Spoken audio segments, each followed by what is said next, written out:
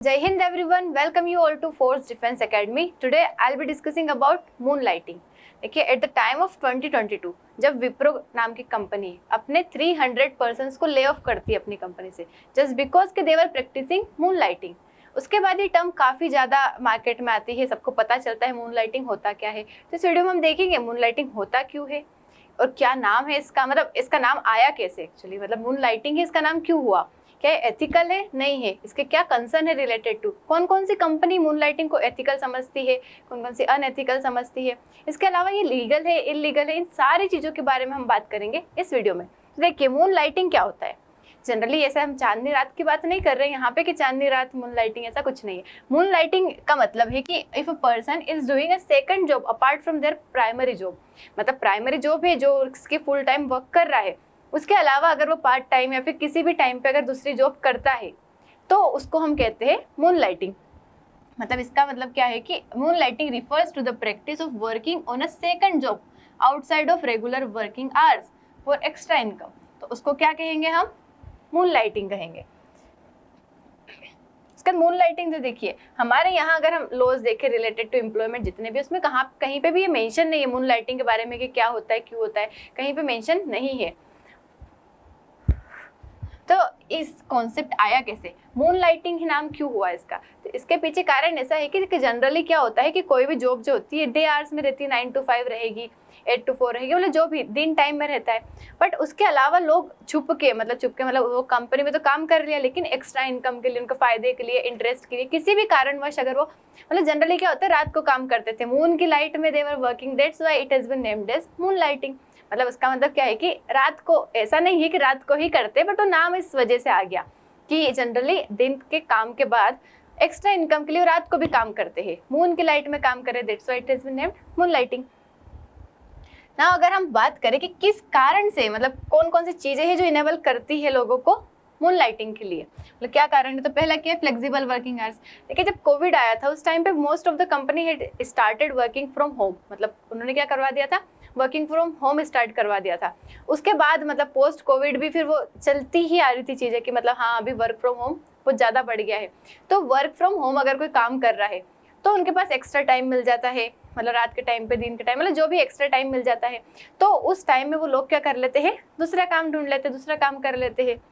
इसके अलावा टेक्नोलॉजी, मतलब जैसे डिजिटल हो गई चीज़ें, ऑनलाइन चीज़ें होती है, कई सारी जॉब्स क्या होती है, ऑनलाइन होती है। जैसे आपको टीचिंग ही कर रहे हैं या फिर कोई भी अपना काम ऑनलाइन कर रहे हैं, यूट्यूब पे ब्लॉगिंग वगैरह कर रहे हैं, तो उस काम के साथ साथ आप दूसरा काम भी कर सकते हैं। तो इन टेक्नोलॉजी की वजह से भी क्या हो जाता है, मूनलाइटिंग ईजी हो जाता है।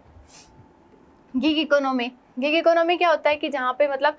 शॉर्ट टर्म के लिए, पर्टिकुलर टाइम के लिए किसी पर्सन को हायर किया जाता है। ऐसा नहीं रहता है कि परमानेंट किसी कंपनी में काम कर रहे, लेकिन किसी टाइम पे, मतलब जैसे ऐसा कॉन्ट्रैक्ट बेसिस कि हाँ इतने टाइम के लिए आपको ये काम करना है, तो उस टाइम पे वो काम करते हैं। उसके अलावा जो फ्री टाइम मिल जाता है वहाँ पे दूसरा काम ढूंढ लेते हैं। तो इस वजह से भी लोग क्या करते हैं, मूनलाइटिंग करते हैं। अरे मूनलाइटिंग कोई खराब चीज़ नहीं है या बहुत अच्छी चीज़ नहीं। देखिए मूनलाइटिंग जनरली भी सभी करते हैं, मतलब बहुत सारे लोग करते हैं। जैसे कि अगर आप देखें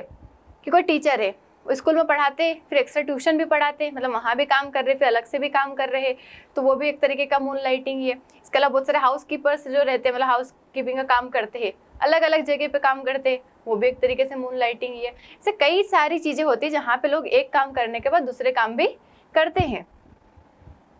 देखिए रीजंस क्या है मूनलाइटिंग के, पहला तो क्या हो सकता है, लो सैलरी, मतलब लोगों को सैलरी कम मिलती है जो कि उनकी डेली रिक्वायरमेंट्स को फुलफिल नहीं कर पाती है। जैसे अगर फैमिली में ज़्यादा मेंबर्स है, फिर भी एक जगह काम कर रहे हैं, वहाँ से उसकी फुलफिलमेंट नहीं हो पा रहे रिक्वायरमेंट्स का, तो लोग क्या करेंगे, दे ऑप्ट फॉर अनदर जॉब ताकि उनको थोड़ा और पैसा मिले, उनका लिविंग स्टैंडर्ड बढ़े, इसलिए दे गो फॉर मूनलाइटिंग, दूसरी जॉब ढूंढ लेते हैं थोड़ा। राइजिंग इन्फ्लेशन, देखिए इन्फ्लेशन का क्या होता है कि मानो आज कोई प्रोडक्ट आपको 100 रुपये में मिल रहा था,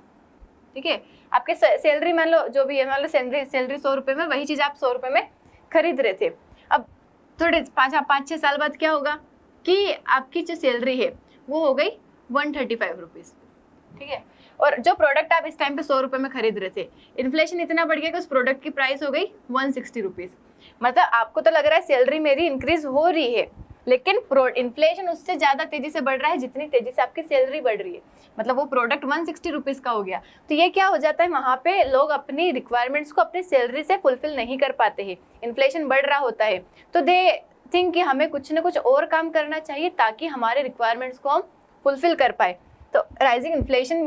कैन बी द रीज़न कि लोग क्या करते हैं, moonlighting. Parallel income streams are needed to ensure financial independence. देखो समटाइम्स आपको फाइनेंशियल इंडिपेंडेंट होना है, तो अगर आप एक जॉब से तो अपनी रिक्वायरमेंट्स ही फुलफिल कर पाएंगे कि हाँ, बट आपको और भी चीज़ें करना है, थोड़ी अच्छी लाइफ जीना है, आपको और चीज़ें चाहिए, मतलब कि हमें लग्जरी चाहिए, ये भी सामान खरीदना है, वो सामान खरीदना है, तो आपको थोड़ा एक्स्ट्रा इनकम अगर चाहिए तो उसके लिए आपको मूनलाइटिंग करना पड़ता है, मतलब कई सारे लोगों को करना पड़ता है। कोविड-19 pandemic and work from home trend. देखिए कोविड-19 के बाद ही जनरली वर्क फ्रॉम होम वाला ट्रेंड काफ़ी ज़्यादा मतलब मार्केट में आया है कि सबसे ज़्यादा मतलब वर्क फ्रॉम होम स्टार्ट हो गया। तब लोग घर पे काम कर रहे हैं, वर्क फ्रॉम होम कर रहे हैं, तो वो सोचते हैं कि चलो और भी कुछ साथ में कर लेते हैं, कहीं और एक्स्ट्रा जॉब कर लेते हैं ताकि इनकम भी बढ़ जाए उनकी, मतलब इनकम भी आ जाए आसानी से, और दिन भर घर बैठे बैठे रहते, थोड़ा बाहर दूसरा काम कर लेते, तो मूनलाइटिंग वहाँ से भी आ जाता है। उसके बाद मास ले ऑफ्स एंड हायरिंग फ्रीजेस। मतलब कोविड का टाइम था, उस टाइम में मतलब डर बहुत था कि कंपनियां क्या कर रही थी, मास ले ऑफ कर रही थी, हायर नहीं कर रही थी लोगों को। तो लोगों ने सोचा कि हम पहले से ही क्या हो जाए, मतलब पहले से ही अवेयर हो जाए, हम किसी और जॉब को ढूंढ ले अपनी सिक्योरिटी के लिए, ताकि अगर ले ऑफ हो भी जाता है तो क्या हो जाएगा, हमारे पास एटलीस्ट सिक्योरिटी तो रहेगी, इनकम तो रहेगी, इसलिए होता है। Lake of appreciation. देखिए जनरली लोग बहुत काम करते हैं, उनको अप्रिसिएशन मिलना चाहिए, मतलब कोई भी काम करता है ना तो वो सोचता है कि मुझे अप्रिसिएशन मिले, मेरी थोड़ी तारीफ हो, मुझे थोड़ा कुछ ना कुछ अप्रिसिएशन मिले तो वो और अच्छे से काम करता है। लेकिन समटाइम्स कंपनियां अप्रिशिएट नहीं करती है, तो अप्रिशिएट नहीं करेगी तो क्या होगा उसे, मतलब लोग सोचेंगे चलो दूसरा काम ढूंढते हैं, कहीं पे करते हैं जहाँ पे एटलीस्ट मुझे अप्रिसिएशन मिले, मेरे काम को तारीफ मिले, मेरे काम को अप्रिशिएट करे कोई कि हाँ मैं काम कर रहा हूँ, तो इसलिए भी लोग दूसरा ढूंढ लेते हैं। और एक होता है अपस्किलिंग के लिए, मतलब आप किसी एक कंपनी में काम करें, एक जगह काम करें, आप सोचते हैं कि मुझे अपनी स्किल्स को और डेवलप करना है, मुझे नई स्किल्स सीखना है, या तो अपनी खुद की स्किल को डेवलप करने के लिए या फिर नई स्किल सीखने के लिए मुझे नया नया, मतलब मेरा माइंडसेट जो है, मेरा ब्रॉड आइडिया हो चीज़ों के बारे में, अलग अलग फील्ड्स के बारे में। तो नॉलेज बढ़ाने के लिए भी लोग क्या करते हैं, मूनलाइटिंग करते हैं कि अगर मैं दूसरे अलग अलग जगह काम करूँगा, मेरा माइंडसेट जो होगा चेंज होगा, मुझे नए लोगों से मिलना मिलेगा, नई अलग अलग फील्ड के बारे में नॉलेज मिलेगा, ये भी मूनलाइटिंग का रीज़न हो सकता है। In utilization of extra time in creative ways. देखो आपका जो एक्स्ट्रा टाइम बच रहा है, अगर आप उसको अच्छे तरीके से, क्रिएटिव तरीके से यूटिलाइज करना चाहते हैं, कि दिन भर घर पे बैठने से अच्छा है कि हम कुछ और काम करें, कुछ स्किल्स सीखें, नए लोगों से मिले, या फिर हो सकता है जरूरी नहीं कि आप एज अ प्रेशर से ही कोई काम करें, आप अपनी इंटरेस्ट से भी कर सकते हैं, अपने पैशन वाला काम कर सकते हैं, जो आपकी हॉबी है उसके ऊपर काम कर सकते हैं, तो ऐसे काम भी लोग करते हैं। ये भी रीज़न है काहे का, मूनलाइटिंग का। ना देखिए अगर कुछ कंसर्न है, मतलब मूनलाइटिंग जो कंपनी जैसे विप्रो ने इतने लोगों को निकाल दिया, तो कुछ तो रीज़न रहा होगा, मूनलाइटिंग अगर अच्छा है तो क्यों निकालेंगे वो, बट कुछ वो, मतलब ये भी एक क्वेश्चन आता है मार्केट में कि ये एथिकल है या नहीं है, ये लीगल है या नहीं है। तो अगर हम लीगलिटी की बात करें तो लीगल इलीगल हमारे यहाँ कहीं मेंशन नहीं है, मतलब कहीं पे मेंशन नहीं है कि मूनलाइटिंग इलीगल है, तो लीगल तो है लेकिन उसका कुछ क्राइटेरिया है पर्टिकुलर। पहले हम यहाँ पे कंसर्न देख लेते हैं इसके। ये फर्स्ट है कॉन्फिडेंशियलिटी। तो कंपनी का क्या रहता है, बड़ा कॉन्फिडेंशियल, मतलब जो भी, अगर जैसे आप किसी एक कंपनी में काम कर रहे हैं, अगर वहाँ की इन्फॉर्मेशन आप दूसरी जगह जहाँ पे काम कर रहे हो सकता है उसका कॉम्पिटिटर हो, अगर आप सिमिलर मतलब कॉम्पिटिशन वाली कंपनियों में काम करते हैं तो वहाँ की इन्फॉर्मेशन आप वहाँ पे जाके ले जाएंगे, बताएंगे, वो जो नए प्रोजेक्ट पे काम कर रहे हैं वहाँ पे तक वो पहुँचेगी, तो वो क्या होगी, उनकी कॉन्फिडेंशियलिटी, मतलब उनकी जो प्राइवेसी है, वो चीज़ें क्या होगी, उनकी जो चीज़ें हैं दूसरी कंपनी को पता चलेगी। तो इस वजह से क्या होता है कि कंपनियां मूनलाइटिंग को एक्सेप्ट नहीं करती है, मतलब उनकी जो पॉलिसी रहती है उसमें लिखा रहता है कि ये मूनलाइटिंग अलाउ नहीं है। उसका लॉज ऑफ प्रोडक्टिविटी, मतलब अगर आप बहुत ज़्यादा लंबे समय तक काम करेंगे, मतलब जैसे आप दिन में भी 8 घंटे काम कर रहे हैं, फिर रात को 5-6 घंटे काम कर रहे हैं, तो रात को 5-6 घंटे काम करेंगे, नींद अच्छे से होगी नहीं, तो फिर जो दिन वाले काम करना है उसमें प्रोडक्टिविटी नहीं दिखा पाएंगे, क्योंकि आपकी बॉडी को रेस्ट की रिक्वायरमेंट होती है, और आप बहुत ज़्यादा समय तक काम करेंगे तो आप 100% एफिशिएंसी से अपने काम में मन नहीं लगा पाएंगे। मतलब एफिशिएंसी होना बहुत जरूरी है, अगर आप कोई भी काम करते हैं तो आपका पूरा मन लगा होना चाहिए काम में। आपको नींद आ रही है, आप थके हुए हो, आपका ध्यान कहीं और है, किसी और काम में, हो सकता है दूसरे वाले काम का प्रेशर हो, इस काम पे निकल रहा हो, तो वो चीज़ें हो जाती है, इस वजह से मतलब प्रोडक्टिविटी क्या हो जाती है, कम हो जाती है। इसलिए मूनलाइटिंग को मतलब कंसिडर नहीं करती कंपनी, मून लाइटिंग नहीं होना चाहिए। उसके बाद मिसयूज ऑफ रिसोर्सेज, देखिए ये भी बहुत बड़ा कंसर्न है। मतलब कंपनी, जैसे आपको कंपनी से रिसोर्स मिलते हैं, मतलब जैसे कंप्यूटर होगा, लैपटॉप होगा, प्रिंटर होगा, मोबाइल होगा, मतलब जो भी चीज़ें, वाईफाई, इंटरनेट, अगर आप उसका यूज़ करते हैं किसी और चीज़ के लिए, अपना जो सेकंड वर्क जो है उसके लिए आप इन रिसोर्सेज का यूटिलाइज कर रहे हैं, आप वाईफाई का यूज़ कर रहे हैं, आप या फिर कंपनी के टाइम पे भी, मतलब वो जो उसका टाइमिंग था उस टाइम पे आप अपना दूसरा काम कर रहे हैं, वहाँ बैठे बैठे उस कंपनी के रिसोर्स का यूज़ कर रहे हैं, कंप्यूटर का यूज़ कर रहे हैं, नेट का यूज़ कर रहे हैं, प्रिंटर का यूज़ कर रहे हैं, किसी भी प्रोडक्ट का अगर आप यूज़ कर रहे हैं तो मिसयूज होगा उनके रिसोर्सेज का। ये अनएथिकल भी एक तरीके से, ये भी कंसर्न है कि मून लाइटिंग में कंसर्न आता है।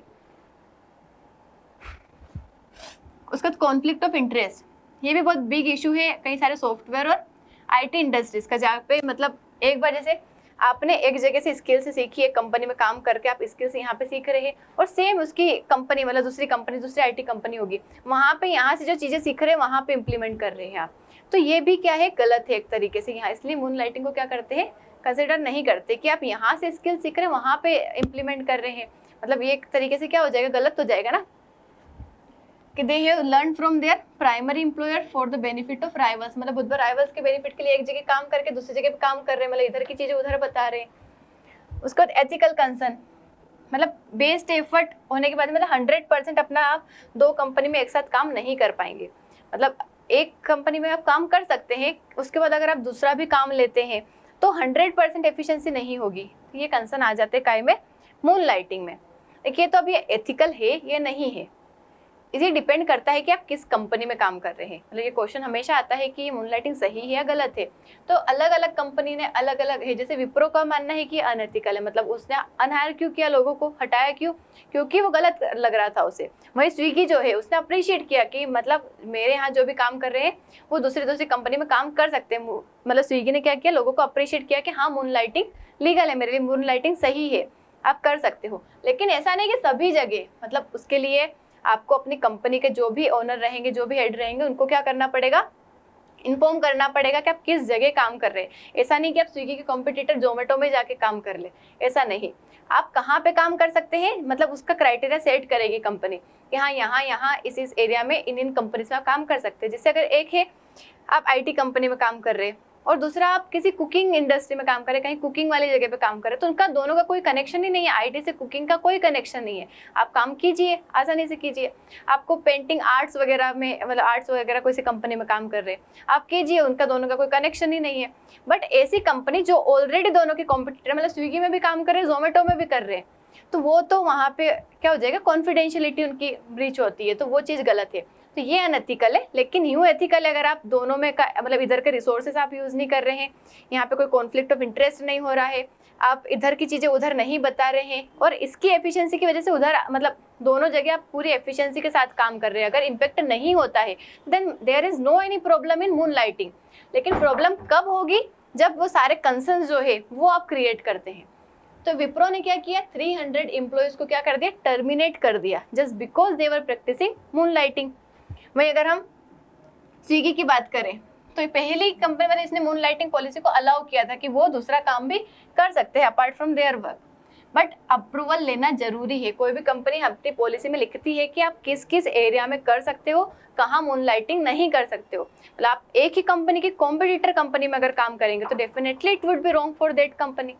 बट आप अगर नहीं करते तो ठीक है। इन्फोसिस ने क्या बोला, warned employees against moon lighting, मतलब वो अगेंस्ट है। IBM इंडिया, इसने भी क्लियर कर दिया कि moonlighting as a practice is not ethical. वहीं अगर टेक महिंद्रा की बात करें तो वो बोलता है कि ठीक है, अगर एम्प्लॉय को अगर एडिशनल मनी की रिक्वायरमेंट है तो कोई ज़रूरत नहीं, मतलब कोई दिक्कत नहीं है, भले ही वो मून लाइटिंग प्रैक्टिस करे। तो ये डिपेंड करता है अलग अलग माइंडसेट पे। और वैसे कोई भी कंपनी मतलब अपना जो क्राइटेरिया पॉलिसी में हमेशा मेंशन करके रखती है कि आप कहीं भी अगर आप चाहते कि आप मून लाइटिंग करें तो आप देखिए, पहले उसकी पॉलिसी को पढ़िए, अगर मून लाइटिंग अलाउ नहीं है तो नहीं कीजिए। और अगर बात मतलब अपने एम्प्लॉयज़, मतलब जो भी वहाँ के एम्प्लॉयर्स रहते हैं उनसे बात कीजिए, CEO से बात कीजिए, HR से बात कीजिए कि मतलब ये अलाउ है कि नहीं और किस जगह पे काम कर रहे हैं, आप उनको इन्फॉर्म कीजिए ताकि कोई कंसर्न क्रिएट ना हो। This is all about moon lighting. I hope आपको ये कॉन्सेप्ट समझ आया होगा। मिलते हैं नेक्स्ट वीडियो में विथ नेक्स्ट टॉपिक। जय हिंद।